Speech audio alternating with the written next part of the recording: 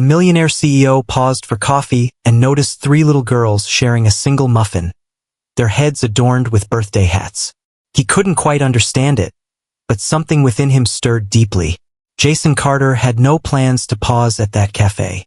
His mornings typically unfolded with meticulously orchestrated routines, driven by a chauffeur, and coffee crafted by his assistant to his precise specifications. Strong, hot, with just a hint of almond milk. Yet that morning an unexpected shift occurred. His driver was ensnared in traffic, his assistant delayed in their response, and Jason discovered himself traversing several city blocks on foot, an activity he hadn't engaged in for years. The cafe was unassuming, lacking any particular charm, nestled between a laundromat and a bookstore. It wasn't the sort of establishment he would typically opt for, yet the craving for caffeine was undeniable, and it was conveniently open. As he entered, his mind was already sifting through a cascade of emails and meetings, hardly noticing the inviting aroma of cinnamon and coffee that enveloped him. While he stood in line, tapping his phone with growing impatience, a sudden eruption of laughter caught his ear.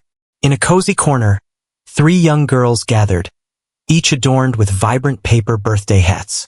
The trio was unmistakably alike, each with dark brown hair neatly gathered into identical ponytails and striking blue eyes that illuminated even the most subdued nooks of the cafe.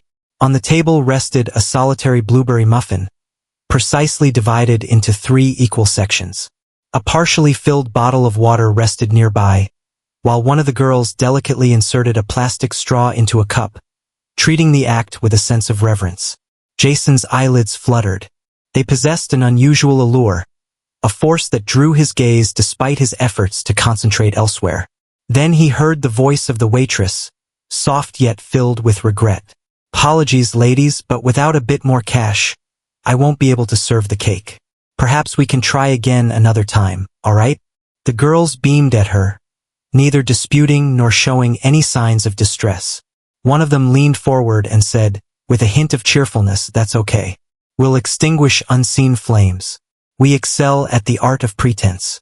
Jason felt a peculiar tightening in his chest, as if a heavy hand had gripped his heart and was squeezing it tightly. He typically refrained from entangling himself in the affairs of those he did not know. He was recognized for his unwavering discipline, his unyielding logic, and his steadfast determination to dismiss emotional distractions. Yet his feet were already in motion before he could fully process it. He made his way to their table, and the three girls shifted their attention to him, each wearing a matching look of curiosity. "Excuse me," he said, his voice gentler than he had meant. "Is it your birthday today?" One of the girls nodded with great enthusiasm. "Today marks a celebration for each and every one of us. There are 7 of us. We are 3 of a kind." Another chimed in with pride, "We're best friends as well." The third simply smiled, eyes sparkling with anticipation, eager to witness the unfolding events. Jason smiled, a curious tension tightening in his throat. "Would it be acceptable if I treated you to a genuine cake?" he inquired. The young women exchanged glances, then turned their eyes toward him. One softly inquired, "Are you a notable figure?" He let out a soft laugh, surprised by the moment. "Not quite. Merely an individual who found themselves delayed for a significant occasion." He glanced at the waitress, who had remained quietly at a distance. "Deliver to them any cake you possess. The largest one." Her eyes widened as she nodded. While the girls cheered and eagerly adjusted the napkins for their genuine celebration, Jason took a seat at the table, entirely oblivious to his agenda, his coffee, and the notifications buzzing in his pocket. There was something about them, their joy amidst scarcity, their understated strength, that stirred a feeling within him that had long lain dormant.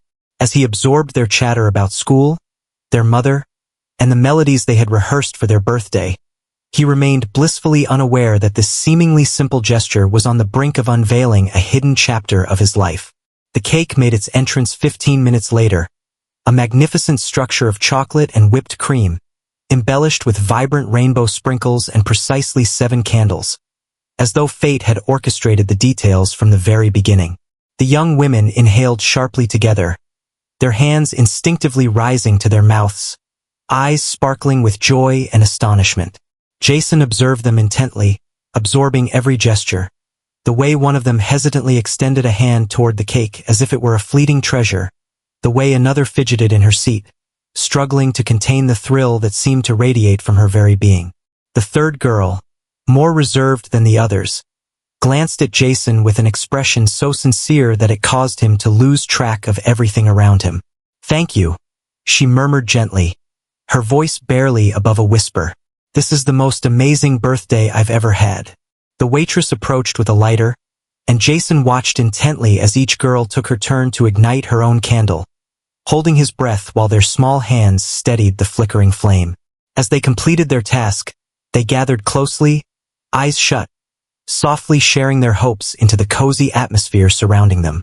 In unison, they extinguished the candles, their laughter bursting forth moments later, a melody that resonated through every hushed corner of the cafe. Nearby tables erupted in smiles. A few even broke into applause, transforming that small, unexpected moment into an unforgettable experience. Jason felt an unusual pull, prompting him to inquire about things he typically wouldn't. What were the names of those individuals? Where did they receive their education?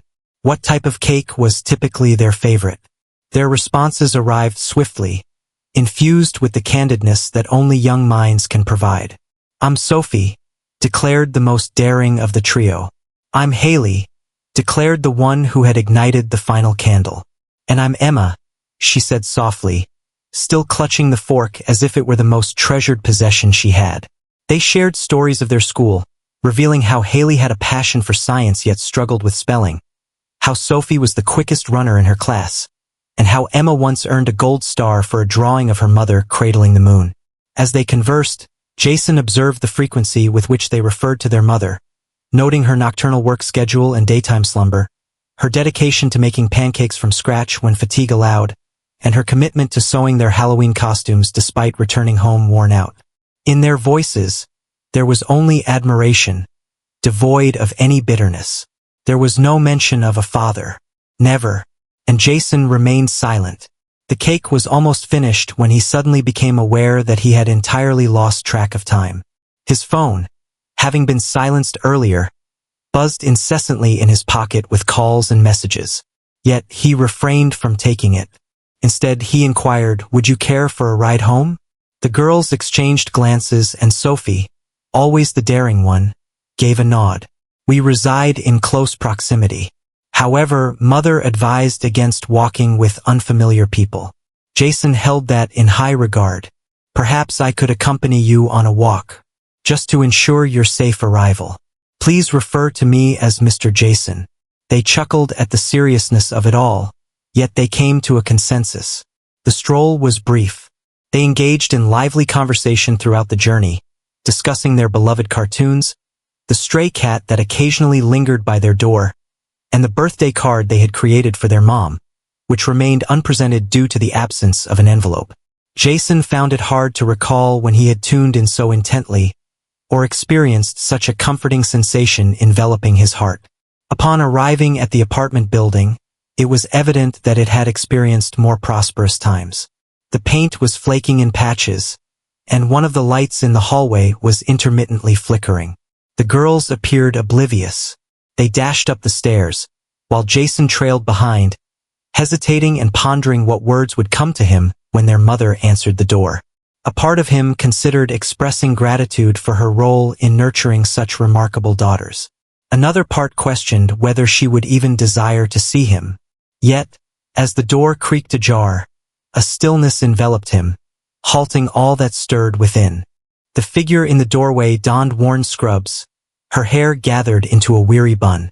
Her eyes, despite the weariness that surrounded them, retained that unmistakable vibrant blue, just like the girls.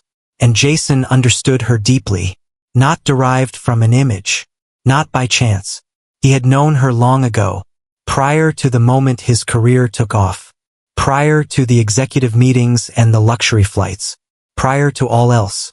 "Amber," he murmured, his voice thick with emotion. She stared, her eyes wide with astonishment. The girls positioned themselves between them, glancing back and forth with eyes full of wonder. "Jason," she whispered, moving closer, her hand resting on the doorframe as if seeking support. Silence enveloped them for what felt like an eternity. The stillness that enveloped them resonated more intensely than the distant clamor of the city seeping in through the corridor. Emma pulled gently on Amber's sleeve and murmured, "He got us cake." Amber's gaze became gentle. She gazed at Jason once more, this time with a lingering intensity, as the unspoken words between them created a palpable tension in the atmosphere. The disarray of the meeting was evident, yet there was an undeniable sense that it had been destined to occur for ages. Jason finally took a step back, his thoughts swirling yet his voice remained calm. "They are truly remarkable," he remarked, "exactly as their mother does." Amber remained expressionless, yet she also left the door ajar. Instead, she moved aside and said, "You should come in." The apartment was cozy yet compact, brimming with the sort of disarray that naturally accumulates in a household with lively kids. Hand-drawn pictures adorned the refrigerator. A collection of books rested on the coffee table, and toys peeked out from beneath the well-loved couch. Jason entered cautiously, his eyes sweeping the room as if he were attempting to take in the 7 years he had lost in a single moment. The girls dashed forward, flinging their jackets onto a chair and frolicking about the room, seemingly oblivious to the fact that this gathering of two adults was about to alter the trajectory of their lives. Amber shut the door with a soft click, pausing for a moment as he leaned against it, savoring the stillness that followed.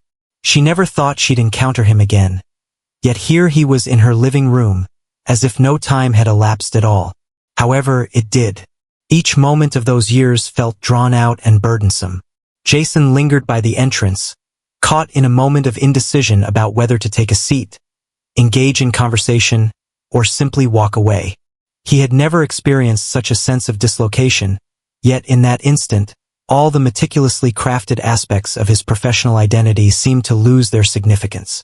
Amber strode past him and entered the cozy kitchen, immediately starting to prepare tea, not bothering to inquire if he desired a cup. He interpreted that as an indication that he could remain, if only for a brief while. The girls nestled on the couch with a coloring book, their whispers filled with excitement as they exchanged glances in his direction. He observed them, still amazed by their resemblance to her, and, as he now understood, to him as well. Amber reappeared, carrying 2 mugs, and silently offered him one. She settled into the worn armchair opposite him, her legs folded neatly beneath her. Her scrubs appeared slightly oversized, loose strands of hair fell into her face, and dark circles lingered beneath her eyes. Yet, she remained the very woman he had once adored. Far from glamorous, unassuming, yet powerful in a subtle, unwavering manner that had captivated him previously and now tugged at emotions he hadn't allowed himself to experience in years. He paused to savor the warmth of the tea before he began to speak. He stated it plainly, "I didn't know."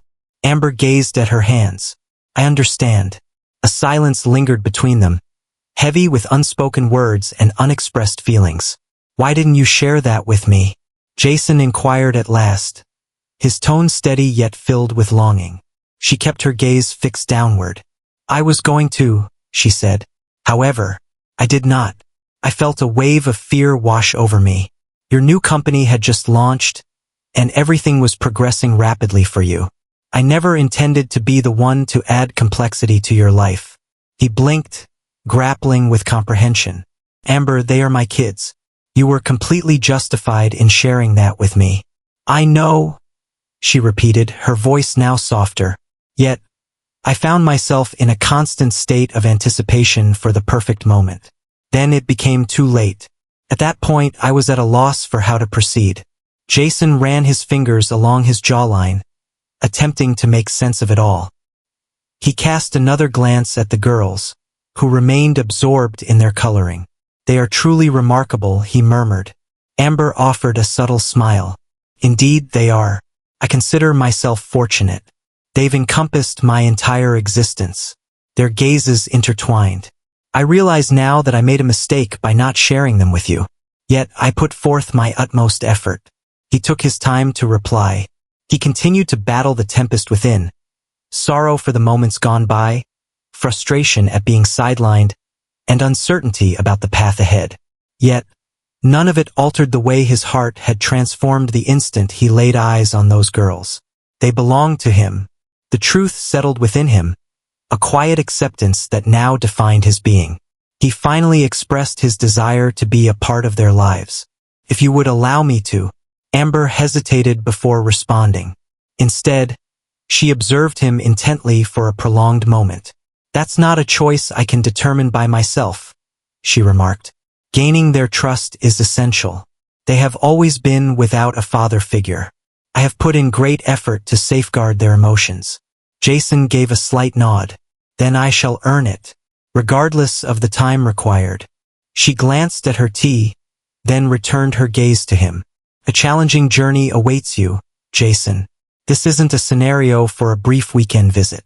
Questions will arise. Patience will be essential." He locked his gaze with hers. "I shall be." Y assure you. The girls glanced upward at that moment, as though they sensed their names being whispered in the quiet. "Will he be able to come back tomorrow?" Sophie inquired. Both Jason and Amber shifted their attention towards her. Amber paused for a moment, then gave a slow nod. "Should he choose to?" Jason beamed, his tone resolute. "I certainly do." And just like that, something delicate yet tangible started to take shape in the space between them. Not quite forgiveness, not just yet. Yet, it marks the start of something genuine, and perhaps even something complete. Jason came back the following day, just as he had vowed, clutching a small paper bag filled with fresh muffins and an unspoken resolve that weighed more than anything he had borne in years. He arrived early, uncertain if Amber would respond to his knock once more. But when the door swung open and Emma emerged with a tentative smile, he sensed a change in the air. She allowed him entry without notifying her sisters, and for a fleeting moment, it was merely the two of them positioned in the narrow hallway. She gazed up at him, her eyes sparkling with a childlike wonder, and inquired if he recalled which of the 3 muffins was blueberry, as that one belonged to her. Jason beamed and assured her that he remembered well. The morning unfolded in hushed, ambiguous rhythms. The girls eagerly showcased their drawings, then pulled him into a whimsical tea party filled with stuffed animals and mismatched plastic cups. Initially, he remained rigid on the floor, uncertain about how to maneuver through this unfamiliar realm he had overlooked. Yet gradually, their laughter began to smooth his roughness. Haley had him don a crown crafted from construction paper, and as it slipped down over his eyes, laughter erupted, filling the space with joyous echoes. Amber stood in the kitchen, quietly stirring oatmeal, allowing herself to take in the surreal sight of Jason Carter on her living room floor, affectionately dubbed Sir Muffin King by 3 little girls blissfully unaware of the significance he once held in her life. Once breakfast was finished, Amber passed him a backpack and inquired if he would like to accompany the girls on their walk to school. It was an unexpected challenge, one she had not forewarned him about, yet he navigated it with unwavering confidence. As they strolled side by side, Jason clasped Haley's hand, while Sophie danced ahead, her laughter ringing out. Emma, with a keen eye, highlighted the cracks in the pavement that resembled little hearts. As they arrived at the school gate, Jason knelt to bid farewell. Haley embraced him spontaneously. Sophie offered him a swift high five. Yet Emma paused. Then she extended her hand, her fingers lightly grazing his jacket, and murmured, "You returned." He gazed into her eyes and declared, "I always will." Upon his return to the apartment, he found Amber already attired for work, busily collecting her belongings in the cramped hallway. Without a word, she zipped her bag, and Jason remained quiet until she eventually turned to confront him. She remarked that they have a fondness for you. However, this won't be straightforward, Jason. To them, you remain an enigma, regardless of the reality that lies beneath. He gave a slight nod. I understand. Yet, I aspire to be greater. I aspire to take on the role of their father. Amber rested against the doorframe, exhaustion etching lines into her expression. It's not as simple as walking in and resolving all the issues. They are just fine as they are. Stability is essential for them. And you departed unaware. Her voice carried no anger, merely exhaustion, reminiscent of a weary soul who had battled endlessly without respite. Jason forced down the knot that had formed in his throat. I stayed put. I was completely unaware that there was anything worth holding on to. That silenced her. He proposed to pick up the girls each afternoon after school until her night shifts were adjusted. After a moment of uncertainty, she ultimately gave a nod. "If you wish to assist," she said, "begin with the routines. Gather them up. Assistance with assignments. Stories to drift off to if they allow it. Simply show up, day in and day out. Not solely during moments of ease."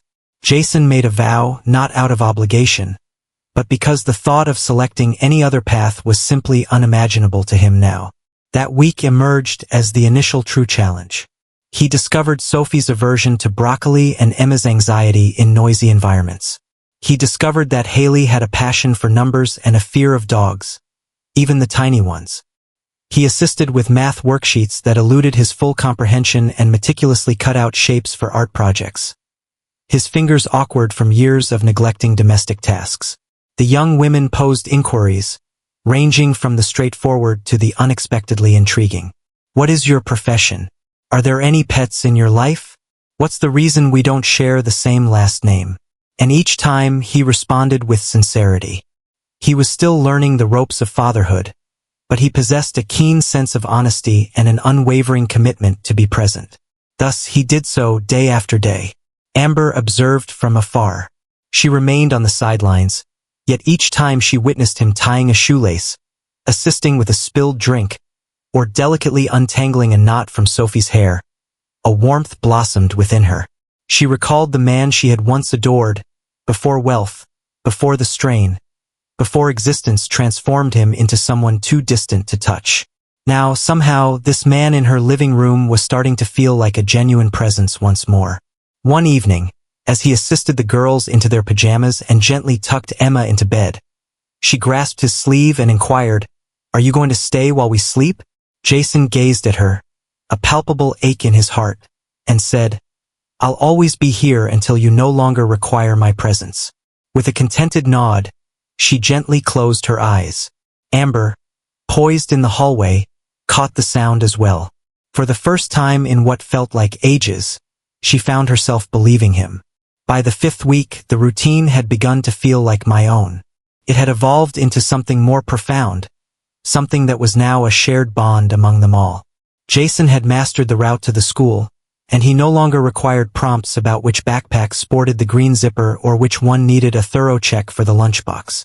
The girls ceased addressing him as Mr. Jason and started simply calling him Jason, occasionally even slipping into the term dad during moments of sleepiness or distraction, though none of them acknowledged it when it occurred. He also failed to mention it. He cherished those moments as delicate gems, too precious to shatter by bringing them into the light. Every afternoon, he collected them from school, their hands immediately seeking his as they dashed down the sidewalk, tails spilling from their lips like a cascading torrent. He absorbed every detail, the disputes over crayons, the spelling tests, the playground theatrics, and recalled a time when he was solely focused on quarterly earnings reports and acquisition deals. This was more chaotic, sluggish, and uncertain, yet it resonated in a manner that nothing else ever could. After school, they would pause for a snack, often something straightforward like pretzels or apples, which Jason had mastered slicing just right, and then stroll home where homework, dancing, and storytelling intertwined in a melody that only children could create. Amber's shifts continued to be draining, yet she began returning home sooner when possible, stepping into the apartment to the inviting aroma of dinner and the cheerful sounds of laughter. At times, she became part of their world. At other moments, she lingered at the threshold, rendered speechless by the overwhelming reality of her existence. She had crafted everything with her own hands and weary heart for 7 years, and now, without a word, someone was stepping in to share that burden. On a Thursday evening, once the girls were tucked in for the night, Amber discovered Jason lounging on the couch, engrossed in a children's book that seemed to elude his full comprehension. He was working hard to commit the characters' names to memory, determined not to confuse them once more. She settled next to him and remarked, "You're truly making an effort." He nodded, his gaze fixed downward. They truly merit it. So do you? She observed him intently for a moment, then posed the question that had lingered in her mind for days. What brings you here, Jason? Could it be guilt? Is it a duty? He shut the book, finally turning his gaze towards her. It began with disbelief, then remorse. Yet now it's simply love. My affection for them is profound. I found myself longing for your presence. Their honesty caught both of them off guard. Amber averted her gaze, torn between her feelings and trepidation. You can't just turn your back on this, Jason. They will shatter if you proceed. I will as well. I'm not going anywhere, he murmured softly. Not at this moment. Never again. The following day, Jason found himself answering an unforeseen call while at work. It was the institution of learning. Emma found herself in a confrontation with another student. She had shoved a boy who mocked her during reading time. Jason abandoned all else and reached the school more swiftly than he had imagined. Upon arriving at the principal's office, he found Emma perched on an oversized chair, her legs swinging restlessly as she fought to hold back her tears. Jason knelt before her, his expression filled with concern as he inquired about the events that had transpired. She gazed up at him and murmured, "He claimed I didn't have a father. I expressed my agreement to him." And then he chuckled. Jason sensed a searing sensation behind his eyes. He grasped her hand and cast a glance at the principal, whose demeanor had already begun to ease. She asserted her own worth. "We'll discuss this at home, but I appreciate you reaching out to me." As they made their way home, Jason refrained from reprimanding her. He expressed his pride in her for speaking up. He articulated why forcefulness wasn't the appropriate approach, yet he also conveyed that courage can often entail speaking the truth, even in the face of disbelief. That evening, Amber observed from the kitchen as Emma nestled against Jason, clutching a blanket while she absorbed the tale he was narrating, a story she had chosen herself. She was acutely aware of how swiftly everything had transformed, or how effortlessly it all appeared. As Emma drifted into slumber, Jason tenderly scooped her up and transported her to her room. Amber trailed behind him down the corridor, stopping as he gently arranged the blanket under her chin and pressed a tender kiss to her forehead. As they exited the room, Amber remained silent. With a gentle grip, she guided Jason back to the living room. They lingered in quietude, the need for words having faded away. The silence spoke volumes. A seemingly random meeting with 3 young girls and a birthday muffin had gradually dismantled every barrier she had constructed. And despite everything, she had found a sense of calm in the unraveling. She began to feel a flicker of hope. Jason had always held a strong conviction about the importance of structure. His universe thrived on exactness, appointments arranged to the second, results quantified in fractions, each action meticulously planned as if orchestrated in a strategic match. Yet, living with 3 7-year-old girls had shown him that chaos could possess its own rhythm, and that love often disregarded the need for structure. By the 6th week, he had become an integral part of their lives. He was intricately intertwined with them. The girls started illustrating scenes with 4 characters instead of 3, and each time he caught sight of his image rendered in crayon, complete with oversized ears or stick arms clutching a coffee cup, a warmth blossomed within him. His name had become a focal point. It had become the focal point of their narratives at this moment. He began to maintain a drawer in Amber's kitchen stocked with snacks he discovered the girls enjoyed, arranged not by brand but by their favorites. He understood that Haley despised pretzels unless they took on the form of animals, that Emma had a fondness for apples but only if he took the time to peel them, and that Sophie demanded every sandwich be sliced diagonally, never straight down the middle. He remembered. He always captured every nuance. The girls took note. Trust had shifted from a distant goal to a delicate gift, gradually bestowed upon him one fragile fragment at a time. Amber had also transformed. She had let her defenses down, no longer shielding herself like a knight in shining armor. She allowed herself to relax in his presence, occasionally chuckling at his awkward efforts to repair the dripping faucet or his struggle with braiding hair properly. As the night deepened, the 3 girls succumbed to slumber on the couch, their movie dreams intertwining.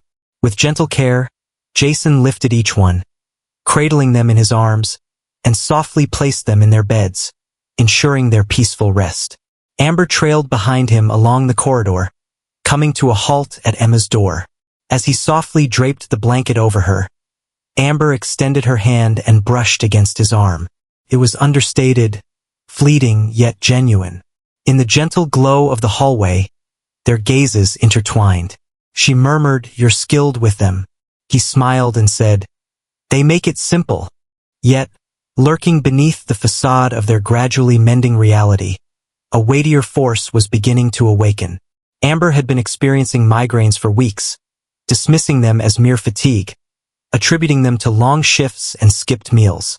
Jason was aware, naturally, yet whenever he mentioned it, she would smile and dismiss it, claiming it was nothing at all. It was one fateful afternoon when she almost crumpled in the kitchen, her spoon stirring the soup in a daze. Jason intercepted her just in time, preventing her from crashing to the ground. The spoon fell with a sharp clatter, echoing against the floor. The girls observed in a state of shocked quietude. He rushed her to the hospital, his heart pounding, holding her close despite her faint objections. The waiting room felt stark and frigid, its whiteness almost blinding. As Jason sat surrounded by the three girls, their tiny forms nestled against him for warmth and comfort. Words eluded him, yet the urgency of his feelings was clear. He couldn't bear to lose her, not again, not in this way. The minutes dragged on interminably until a doctor finally appeared, detailing that it was merely exhaustion, severe dehydration, and stress, but fortunately nothing more grave. With some time to rest, she would find her way back to health. Jason exhaled, a breath he hadn't known he was keeping in. That evening, once Amber was comfortably nestled at home amidst a fortress of pillows and armed with a prescription for rest, Jason gently tucked the girls into their beds before making his way back to her room. From her pillow, she gazed at him, her voice raspy and soft. "I apologize. I hope to spare you any concern." He settled next to her, his fingers softly enveloping hers. "There's no need for you to bear the weight of it all by yourself any longer," he said. "I have arrived. We are united in this journey now." She gazed at him as if she yearned to trust him, as though she had been stitching her universe together with fragile threads and was finally contemplating allowing someone to assist her in making it more resilient. In the days that ensued, Jason embraced challenges beyond his wildest expectations. He juggled business calls with storytelling, conducted board meetings via video while preparing school lunches, and responded to emails during the wait in the school pickup line. And in some way, it came together. He didn't sense a loss of control. Instead, he felt as though he was evolving into a better version of himself. Late one evening, Amber observed him from the doorway as he skillfully braided Sophie's hair and assisted Haley in taping stars to her science project. She murmured softly, almost to herself, "I never envisioned this for us. I believed I would always tackle it by myself." Jason turned, conveying a silent vow through the depth of his gaze. "You are no longer by yourself." That evening, she nestled against him on the couch as the girls slumbered, her head resting on his shoulder, her breath finally calm. For the first time in years, the quiet between them was unburdened by inquiries. It was imbued with tranquility. Spring arrived gradually that year, as if hesitant to commit to its promises too early. The mornings retained their chill, yet blossoms started to emerge along the sidewalks, and the light that streamed through the apartment windows in the late afternoon had grown warmer and more gentle. Jason started coming in earlier and leaving later. He didn't merely collect the girls from school. He lingered through dinner, bath time, and often remained long after bedtime stories had been softly shared and lights had been gently turned down. Amber ceased her anticipation for him to depart. He seamlessly integrated into the evening, as if he had always been a part of it.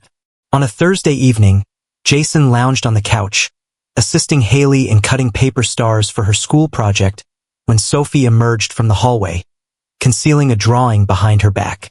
"Shut your eyes," she urged, springing lightly on her toes.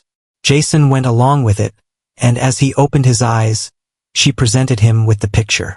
A crayon portrait depicted 4 stick figures positioned in front of a house, each labeled as me, Sophie, Emma, and Dad. The word lodged in his throat. He glanced at Amber, who lingered by the kitchen counter, feigning the act of wiping it down despite its spotless condition. She remained silent, yet her gaze held steady. Jason turned to Sophie and inquired, "Did you create this?" She gave a slight nod. "That is our family." He embraced her, holding her tightly for a moment that lingered longer than she had anticipated. Her petite arms encircled his neck with unwavering confidence. Before long, the girls started inquiring whether he would ever take the step to move in. They inquired with the purity of youth, untouched by the knowledge that grown-ups often falter when it comes to matters of the heart. Amber was certainly aware of their presence. Neither did she respond for him, nor did he offer a reply. Not at this moment. Instead, he began engaging in the subtle actions that clearly indicated he was already partially rooted in the home. He acquired an additional toothbrush. He began to store a spare outfit in Amber's closet. He assumed responsibility for Sunday breakfasts. He discovered he was slipping into patterns that seemed all too permanent.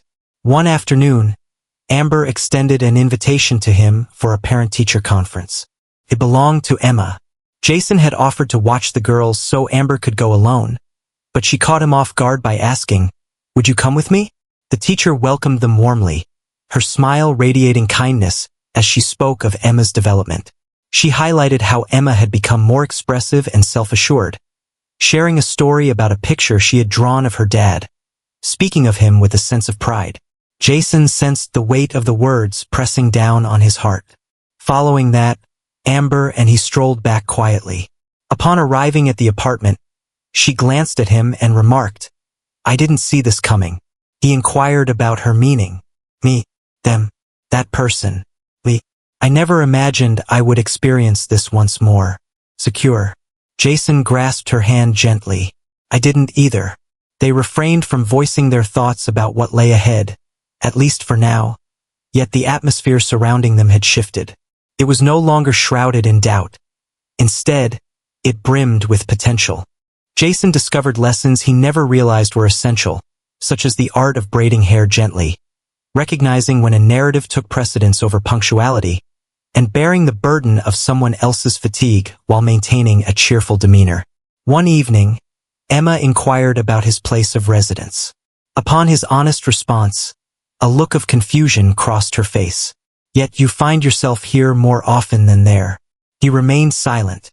Amber entered the room just as she caught wind of a subtle proposal for resolution. Perhaps someday he will call this place home as well. Emma beamed with delight. That would be absolutely ideal. Later that night, Jason gazed out the window, lost in thought after the girls had drifted off to sleep. Amber settled beside him, cocooning herself in a blanket and leaning against him. She remarked that "You have become their sanctuary. And mine as well, in a manner I had forgotten could exist." He took his time before responding. He gently drew her nearer and pressed a soft kiss to the crown of her head. The season of renewal had finally come. And with it, something else had blossomed, something delicate yet resilient, akin to the roots of a life that had established itself in earth that had previously been parched from relentless tempests. None of it had been part of their plans. Yet, in some way, it encompassed all that they were unaware they desired. The day Jason officially settled in was subdued, nearly lacking any excitement. There was a distinct absence of fanfare, no towering boxes lining the corridor, no oratory on transformations or fresh starts. It unfolded on a Saturday morning, as the girls stirred from their slumber to discover his coffee mug resting beside Amber's on the kitchen counter, while his shoes were meticulously arranged by the door, right next to theirs. Sophie caught sight of it first and leaned in to whisper to Haley, who let out a delighted squeal before darting off to locate Emma. Shortly after, the trio found themselves clambering onto Jason's lap while he sat on the couch, focused on tying his shoelaces. "This is your home now?" Sophie inquired, her eyes sparkling with curiosity.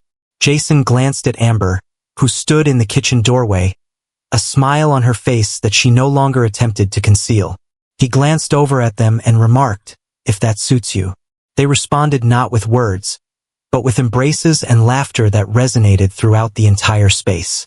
In the weeks that ensued, the house transformed in subtle yet meaningful ways.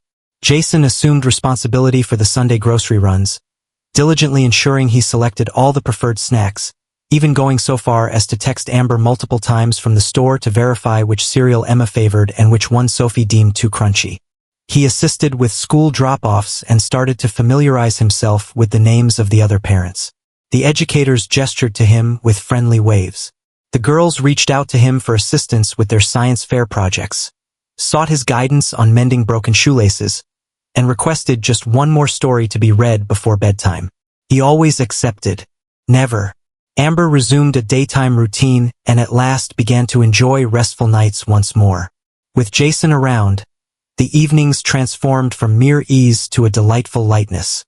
They prepared dinner side by side, slipping into patterns that resembled sacred traditions, and shared laughter more abundantly than they ever had in their individual journeys.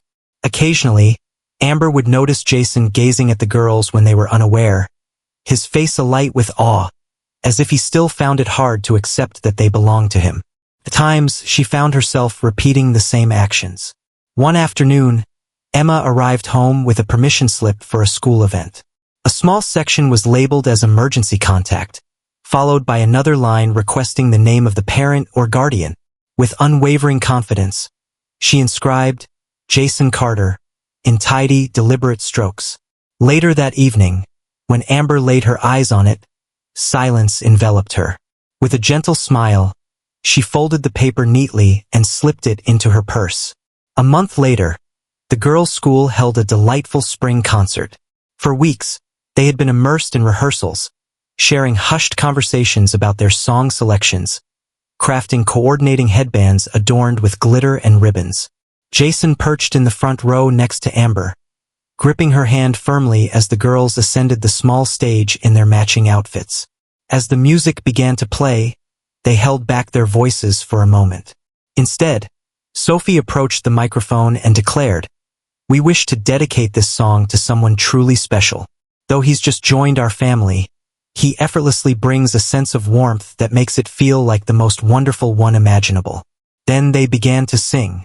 It may not have been flawlessly in tune, and they might have overlooked a few lyrics, yet it was absolutely perfect. After the show, as they strolled home together beneath a gentle pink sky, Amber rested her head on Jason's shoulder and murmured, "I'm so glad you decided to stop for coffee that day." He pressed his lips gently to her forehead and replied, "So am I." At home, they gently tucked the girls into bed, each one inquiring if he would still be there come morning. He responded just as he always did, without a moment's pause. Without fail. Later that night, Amber settled beside him on the couch, her legs folded beneath her, a serene smile gracing her lips. "Is there anything you wish you could change?" she inquired. Jason gazed at her intently, contemplating his response for what felt like an eternity. "Just the moments I wasted. However, this is not the case. Not at this moment." She extended her hand, weaving her fingers through his. The house lay in quietude, punctuated only by the soft rustle of the girls shifting in their slumber. Neither of them had envisioned this life. It was an improvement. It was genuine, hard-won, and crafted from a love that endured distance, fear, and the unforeseen. In the gentle murmur of their quiet companionship, enveloped by the comforting embrace of an unanticipated family, they grasped a truth neither had allowed themselves to envision. This was not merely a second chance. This was the singular opportunity that had ever held significance. The conclusion of this tale resonates deeply, staying with you long after the final lines have been spoken. It's not about achieving a flawless conclusion or a storybook ending. It's about the journey of healing, the grace of redemption, and the understated strength found in being present when it truly counts. Jason discovered not only his daughters but also an unexpected reflection of himself he never imagined could be real. Amber didn't merely forgive. She welcomed love back in a manner that felt truly deserved. And the girls, who began their tale with a shared muffin and unseen candles, concluded it enveloped by a family that at last felt complete. That kind of ending isn't merely joyful. It's truly earned. And that renders it exquisite.